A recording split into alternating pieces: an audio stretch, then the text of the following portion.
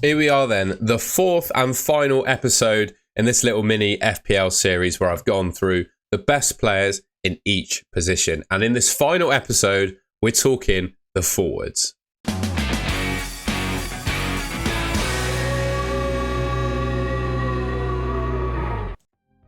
Okay, then this video is going to be structured very similarly, well, exactly the same as all the other ones in this series have been. I'm going to cut down into some price categories. So we got premium forwards, and I'm going to jump 0.5 million down each one and come up, well, with my opinion on who I think the best forwards are, and also just present all the data for you to see. So I'll obviously give my opinion, but ultimately your team is for you to decide. So I'm going to give you all the data that you would need to pick the forwards for yourself.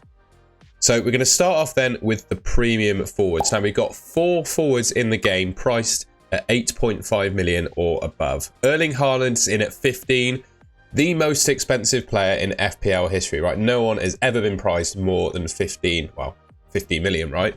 29 starts, 27 goals, 8 assists, 29.5 expected goals. So Erling Haaland, he missed a lot of big chances last season. Scored less, 2.5 less than his XG, which is one of the lowest in the league, actually.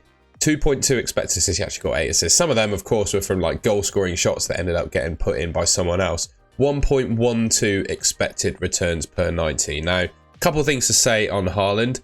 I'd say last season was actually quite disappointing for him, even though he still scored 27 goals, right? He missed out on 2.5 goals, I would say, from the XG that he accumulated. And it just wasn't quite of the level. I just don't think he was playing at the level that he was the season before for whatever reason. I'd back him to do better this year. I really do. And I think he will prove to be worth 15 million. Whether or not you want to spend 15 million on him, I guess is a different sort of kettle of fish, because ultimately you've got to make the decision, can your team be better without him? I do think he will prove to be value, though, at 15 million, particularly when you look at the second 2 fixtures. Ipswich at home, game week 2. In my mind, that's one of the best fixtures you can possibly ask for, right? He's got a promoted team at home in that second fixture. He's the best captain that week. A lot of people are going to be picking, a team without him, which is fine. But I would just look to those next couple of game weeks captaincy. Ipswich at home and West Ham away. I think those are 2 games that Haaland can do really well in. You'll notice that Ollie Watkins' stats have just miraculously changed, because in the original graphics, I didn't have them correctly. 37 starts, 19 goals, 18 assists for him. So a return per start that he made in the Premier League last season. What I would say, those 18 assists are just massively above the accumulated expected assists that he got. So 4 expected assists, and he assisted 18 goals in FPL last season. So that discrepancy is absolutely massive. And I would question if he can quite get that level of returns again this season. Goals wise, 20 goals for Ollie Watkins, playing for, Champions League level Aston Villa, potentially on penalties with Douglas Luiz off to Juventus. So yeah, I think he's a good option at 9 million. I'm just not sure he'll quite get the 18 assists, which really propped up his total points in the game last season. It's just one thing to bear in mind. Opening fixtures are not too bad. The Arsenal one mixed in there is obviously difficult, but West Ham, Arsenal, Leicester, it's all right. And I think he'll be a really good option, right? I can't deny that Ollie Watkins is a good option. I really, really like Isak at 8.5 million. I think FPL have kind of mispriced him. Comparing him to Ollie Watkins, like I said, with Watkins' level of assists last season, I don't think he's quite going to get there this year. Whereas Isak, he scored more goals per game than Ollie Watkins did. And you can see there on the XG, he accumulated more XG. What's that? 3.5 more XG than Ollie Watkins in 10 less starts. So, that suggests to me that he's going to be a really good option this season. 0.92 expected returns per 90. You can see that's almost double pretty much what Ollie Watkins put up. Well, here or thereabouts, right? And the opening fixtures for Isak are amazing. Southampton at home, Bournemouth away. Tottenham at home's marked grey, but I've got a feeling that a Newcastle-Tottenham game, there'll be a lot of goals in it. So Isak is a really good option. And I would genuinely consider him, Southampton at home first up. I think you can genuinely consider him a captaincy option for that game. Like, I might well captain him in game week 1 because I might not own Mo Salah. Kai Havertz is on this list as well at 8 million. I just don't think you can get him at that price. Yes, you know, he could well put up a decent level of returns this season. 23 returns from 30 starts last season. Nothing to be sniffed at, right? And, you know, adding that up, he's probably worth 8 million in the game. But with Kai Havertz, I just can't be sure of what position he's going to play. You know, he can play the number 9 spot for Arsenal, where he spent a bit of the season, and he can also play a little bit deeper in the midfield. I really like the guy as a player, right? Don't get me wrong, and I think Arteta, spending the amount of money on him, getting the abuse that he did for it, I think it was justified because, you know, he's so versatile and he can play so many different positions. But that doesn't mean he's going to be a good asset in FPL, right? If the fixtures opening up are all right, they're decent, quite similar, to be honest, to what Ollie Watkins has got for Villa. But I just don't back him to score enough goals and get enough points. So I would pick on this list Haaland, Watkins and Isak in a heartbeat, but I'd probably avoid Kai Havertz. All right, next up, we're looking at 7.5 million forwards. The next price category, we got Darwin Núñez, Cody Gakpo, Jean-Philippe Mateta, Nicholas Jackson, Solanke and Tony. Darwin and Gakpo, Darwin in particular looks like a really good option. That shouldn't actually say 0.12, it should say 1.02 because of the sheer amount of XG and XA he accumulated from the minutes that he played. He only unfortunately scored 11 goals from 16.2 XG. So similar to Haaland, right? He's another player that just massively underperformed that XG stat. Yeah, absolute troll, wasn't he, last season? What can I say? I had him in my team for probably 4 or 5 game weeks and he did absolutely nothing. Gakpo, again, could be good this season. 13 returns, not 15 from 17 starts. It's not too bad. 0.65 expected returns per 90 is decent. And Liverpool have, in my mind, by far the best opening fixtures. Ipswich away, Brentford at home, and then Man United away. Liverpool always seem to at least score goals at Man United away. So, yeah, both of them could be good options. But what I'd say about that Liverpool front line, and particularly under a new manager, right? I think he's going to be chopping and changing that front line all the time until he finds one that he really likes the look of. That could be a formation change or just personnel and like a front three. And also Liverpool have the Champions League this year, right? So there's going to be rotation for that. So maybe Slot confirms like his front three and it's set in stone. And at that point, I think these two guys are probably worth going for. But right now, with the information that we've got, you know, 22 starts and 17 starts does not suggest that they're nailed to start for Liverpool, right? So with all that in mind, I think you probably have to avoid them. But I would definitely monitor the two of them because, of course, they could do well if they become regular starters. Jean-Philippe Mateta, a little known fact about him is that he has been picked to be in the French Olympic football team. And the final of the Olympic football, I believe, is the week before the Premier League begins. And you've got to think, right? I don't really know much about Olympic football. It's very different to, you know, Premier League football or the Euros, right? But you've got to think France, they're the home nation at the Olympics, right? They're going to be picking a team trying to win the gold medal.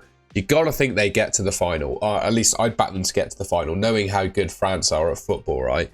So that suggests to me that Mateta might be on that Olympic duty right up until the week before the Premier League season begins. And that means, you know, is he going to be ready to play for Crystal Palace on game week 1? I don't know. I'd leave it in a bit of doubt. I think he's a really good option. Put up some really good numbers last season. Was actually an absolute hero in my team last season. Propelled me, genuinely was the sole reason I got a top 100k finish last season, right? So I absolutely love Mateta. The Olympics puts a little shadow of doubt on him, right? We'll obviously know, you know, if he gets knocked out of the Olympics a little bit early, say 2 weeks before the Premier League begins, then maybe he becomes a pickable option. But that one is one to monitor, and I'd say he's definitely a risk of maybe being left out for the first couple of games. Nicholas Jackson could be decent. I would just say with the, you know, emergence again of Nkunku coming back from his injury and a new manager, those places in that Chelsea sort of front line are just going to be completely up for grabs. You know, the winger position, the centre forward, etc. I just don't know who's going to start for Chelsea, although I would probably back Nkunku too. I'm not sure Nicholas Jackson is absolutely nailed on for Chelsea as he was last season. It's just my opinion. And again, another massive underperformer from goals to XG. 14 goals from 18.1 XG. So similar to Darwin Núñez, right? They were both pretty poor at finishing last season. I just probably wouldn't pick Nicholas Jackson. A player I do really like, though, is Dominic Solanke. 37 starts, 19 goals, 3 assists last season. You know, basically a 20-goal season for Solanke. He's a really good striker, in my opinion. And you could tell up until last season, he had been working really, really hard to try and improve himself. And the fruits of his labour were shown last season. And the guy is just, he ticks all of the boxes as a good FPL asset. He starts every game, plays 90 minutes, and he takes penalties. He's their team's absolute talisman. So in any game, you can guarantee he's probably going to be on the pitch. And all Bournemouth need is a penalty for him to get points. And the same applies for Tony.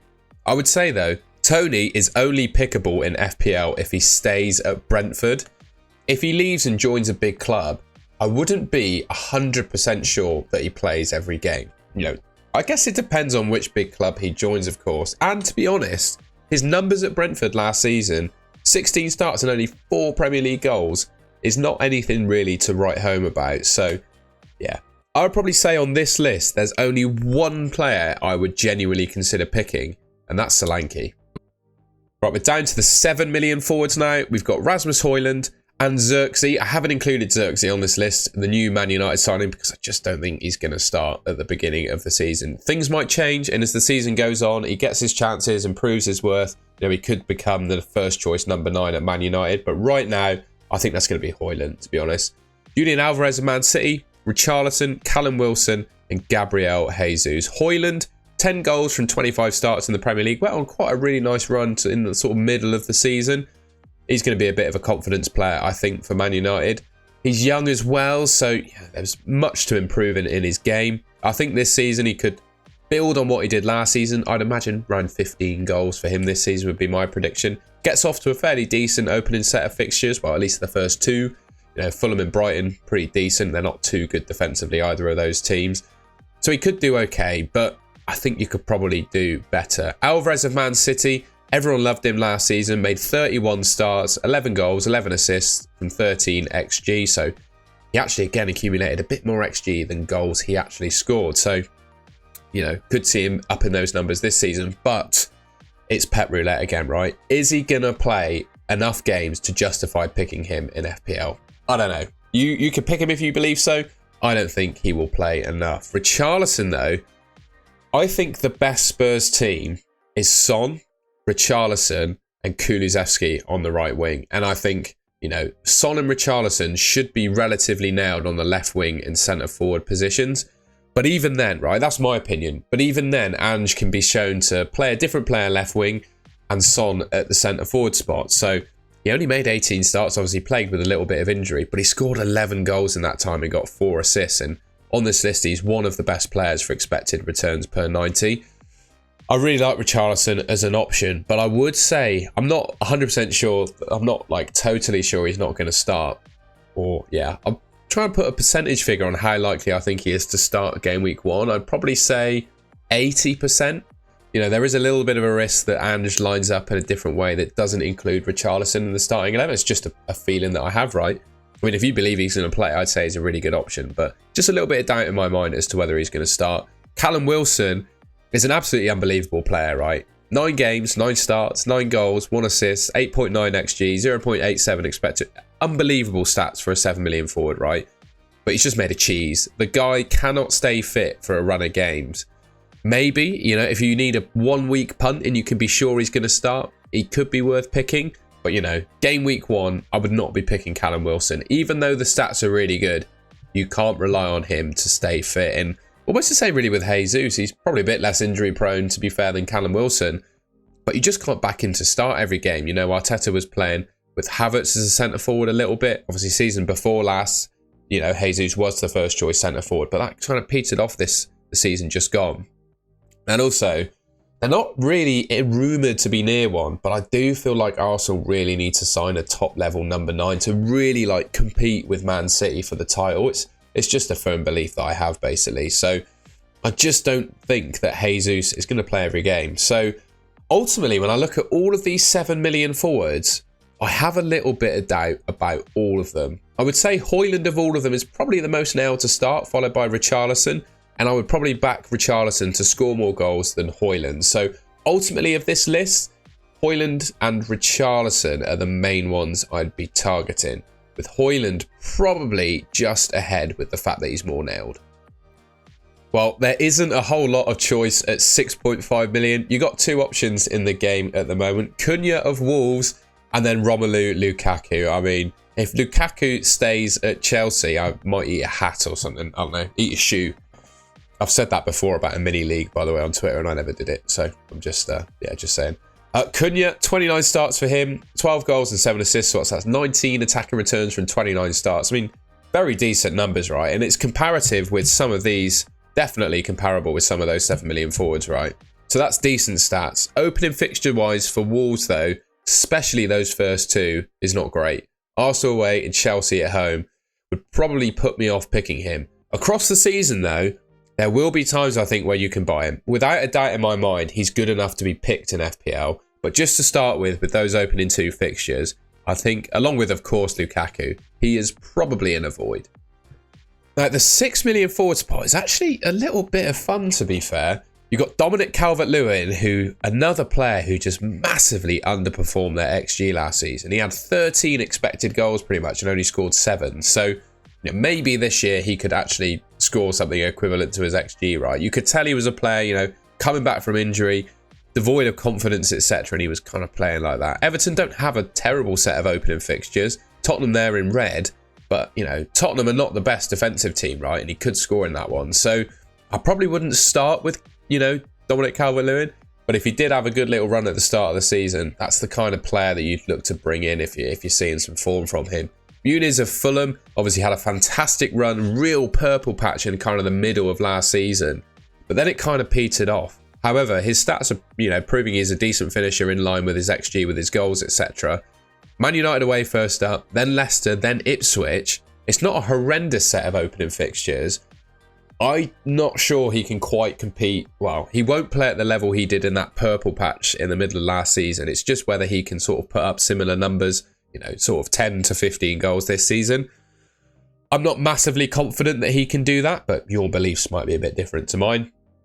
Wissa of Brentford, I think is pretty decent. He made 29 starts last season. To me, when Tony's back and Mbumo's in the team, he's not necessarily absolutely guaranteed to play every game. That's one little bit of doubt I'd have. But when he does play, he scores goals, right? You can see that in his stats. Chris Wood, my God, 14 goals from 20 starts for him. He had a really, really strong season last year.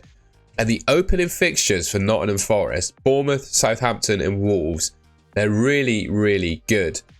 Unfortunately, though, he's competing for that number 9 spot with a Awoniyi, who I think is equally just as good. He is a really competent and good striker. I don't know if there are any Nottingham Forest fans that watch my videos, but, if you could let me know who you think is going to play out of the two of Chris Wood and Awoniyi, I'd bite your hand off. Because knowing who's going to start out of those two, they're pickable options, but I just have a little bit of doubt in my mind that one of them doesn't play. But yeah, like I said, I think they're both pickable options. And the fixtures to begin for Nottingham Forest are absolutely fantastic. Now, there are more than just these two players in at 5.5 million, but ultimately I looked and I don't even want to talk about the rest of them in a video because I just don't back any of them to play or be any good. You've got Adam Armstrong and João Pedro of Brighton. Now, both of these guys, 5.5 million and penalty takers for their respective teams. Now, obviously, I would say João Pedro is probably the better player and plays for the better team, but he's probably just a little bit less nailed, right? Ultimately, Brighton have got a new manager now. He's going to decide on, his favourite starting 11, etc. and might be a little bit less prone to rotating that team than De Zerbi was. De Zerbi was just an absolute tinker man, right? He even rotated his goalkeepers. So, you could never really guarantee that João Pedro was going to play every game. I would say, though, he's one of the best players in that Brighton squad and should be nailed on to start, but I think the proof will be in the pudding. If you want to be a little bit more nailed with who's going to play, but probably will score a few less goals, you've got Adam Armstrong. He played all 46 games in the Championship last season for Southampton, which is incredible, to be honest, for a forward. Not many Championship strikers play every game.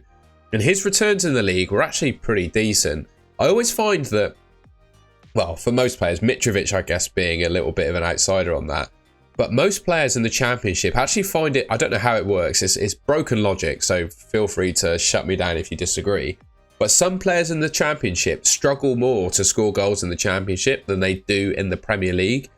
And Adam Armstrong's not the most physical player, and most of the centre-backs in the Championship are just absolute beasts. And I think he had a bit of a hard time scoring as many goals as he could have done, maybe in the Premier League than he did in the Championship. I'm not saying he's going to score 21 goals in the Premier League, but I hope that logic kind of makes sense. What I'm trying to say is I don't think the returns will fall off a cliff. I think he's a good enough striker that will score sort of between 10 to 15 goals next season. And he's just going to play every game. You could see that in the Championship stats there, made a start in every game. He's on penalties. First fixture, Newcastle away is obviously tough. But Newcastle were not the best team in the league defensively and could well concede to Southampton. Then it's Forest and Brentford after that. So pretty decent fixtures. So honestly, 5.5 million, both of these players, you know, João Pedro probably need a little bit of news. He's currently injured, although I don't think it's a serious thing. The final sort of pre-season games before the start of the season, if we get kind of a good feeling that João Pedro is in, you know, the new manager's first choice 11, then I think he's probably a good option too. But yeah, both of these guys I think will do just fine. Now, I'm not going to lie to you or really waste any time. I didn't want to do all the stats diving, etc. for the 5 and 4.5 million forwards, right? Because you look at this list, I don't think there's a single player at 5 million or 4.5 million as a forward that you can back to start for their respective teams, right? I just don't think there is. Vinicius maybe for Fulham, but Muniz is the first choice centre forward for them. Beto for Everton gets some game time. Dennis for Forest should get some game time. But honestly, other than this, I don't think any of these guys are realistically going to get many minutes at all. Maybe Archer as a substitute for Villa at some points in time. But yeah, ultimately, at this price point, I don't think there is a playing player you can really back. So I didn't want to do a deep dive on the stats. I just want to say I'd probably avoid all the strikers at this price point. And actually, an interesting point, given that there aren't really, in my mind at least, any pickable strikers at the minimum price point, it probably suggests that the best formation in FPL involves having 3 strikers, because there are pickable players at the minimum price point of defenders and midfielders, namely, I know, Harwood, Bellis, Wout Faes and Harry Winks, for example.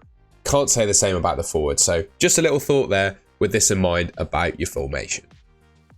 Alright, and that's the end of the video, and it brings us to the end of this little mini series I've done of the best players in each position in FPL. I hope you've enjoyed it and found it useful. I'll probably actually make a little playlist because it's quite a nice little bit of pre-season content to look through, isn't it? I thought what would be useful, and I've done it since the midfielders video, I actually included the first 3 fixtures as well as the stats, because ultimately, no, stats are one thing, but knowing what fixtures players have got are almost equally as important, right? So I thought I'd include that, particularly with the midfielders and forwards in mind. You know, also what I'd be interested in, are there any other stats that you'd be interested in looking at for an attacking player that I'm not including? Obviously, I go for goals, assists, XG, XA, and expected returns per 90. Yeah, if there are any other stats that I'm missing or something else you find useful, please let me know in the comments. You know, I'm always looking to improve how we make our YouTube videos. I'll stop rambling now. I really appreciate all the support on the pre-season content in this little mini series. Like I said, I hope you found it useful. If you did, all I ask for in return is a like rating. Just leave a like on the video and subscribe if you want to stick around and see more content from me. It should be just here. Subscribe to the Golden Goal channel. Thank you very much for watching, and I will catch you in my next video.